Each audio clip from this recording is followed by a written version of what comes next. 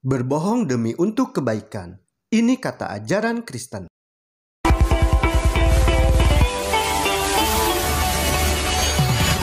Di Alkitab ada menuliskan tentang cerita bohong demi kebaikan. Contohnya adalah yang dilakukan oleh Husai sahabat Daud dan seorang wanita tak dikenal demi kebaikan Raja Daud, diceritakan dalam 2 Samuel pasal 17.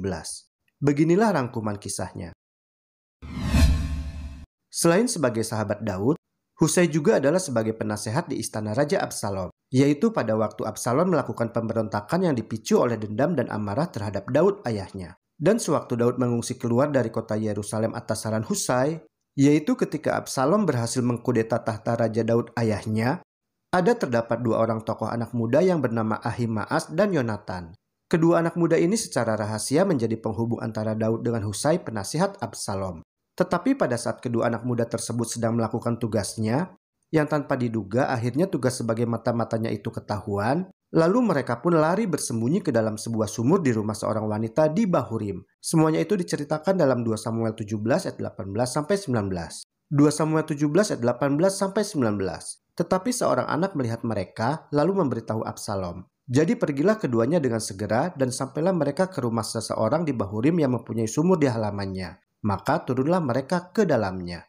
Kemudian perempuan itu mengambil kain tudungan, membentangkannya di atas mulut sumur itu dan menaburkan butir-butir gandum di atasnya, sehingga tidak kelihatan apa-apa. Ketika tentara Absalom yang memburu mereka berdua dan bertanya kepada perempuan pemilik rumah itu tentang kemana larinya kedua orang muda tersebut, wanita Bahurim pemilik rumah itu pun berbohong dengan mengatakan hal yang bukan sebenarnya. 2 Samuel 17 ayat 20. Sampailah orang-orang Absalom kepada perempuan itu di rumahnya lalu bertanya, "Di manakah Ahimaas dan Yonatan?" Jawab perempuan itu kepada mereka, "Mereka telah menyeberangi sungai itu." Kemudian mereka mencari tetapi tidak mendapatnya. Lalu pulanglah mereka ke Yerusalem. Atas perkataan bohong wanita Bahurim itu, akhirnya kedua orang agen rahasia itu pun selamat. Mereka tidak ditemukan oleh para tentara Absalom yang memburunya. Baik Husai maupun wanita tak dikenal itu berbohong untuk melindungi keselamatan Daud. Dengan demikian, lalu apakah orang Kristen secara otomatis diperbolehkan untuk berbohong karena demi sebuah kebaikan? Sesungguhnya Tuhan tidak menghendaki setiap umatnya untuk berbohong meskipun demi untuk sebuah kebaikan.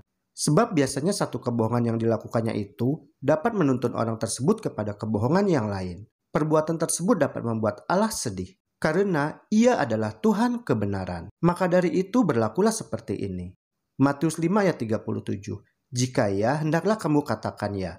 Jika tidak, hendaklah kamu katakan tidak. Apa yang lebih daripada itu berasal dari si jahat. Di mata Tuhan, meskipun berbohong demi untuk kebaikan, adalah sama saja dengan seorang yang melakukan saksi dusta. Berbohong atau bersumpah palsu adalah termasuk melanggar hukum Allah. Tepatnya, pelanggaran terhadap perintah hukum yang ke-9 dari 10 perintah hukum Allah.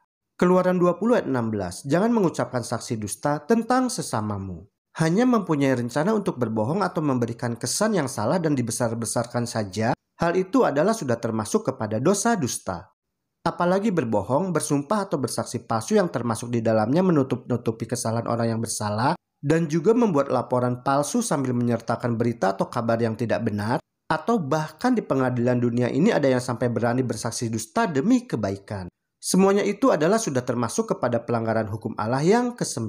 Sekalipun kebohongannya tersebut dilakukan lewat satu lirikan mata, satu gerakan tangan, atau satu gambaran wajah yang secara terang-terangan. Meskipun melakukan kebohongan melalui semua gerakan tubuh, itu juga adalah sudah sama seperti melalui berkata-kata. Jadi pilihan dan keputusan mana yang mau ditempuh oleh setiap orang dalam hidup ini, itu semua ada di tangan kita masing-masing. Sebab meskipun suatu hal itu motifnya baik, namun bila dilakukan dengan cara tindakan yang salah, maka hal itu adalah tetap salah.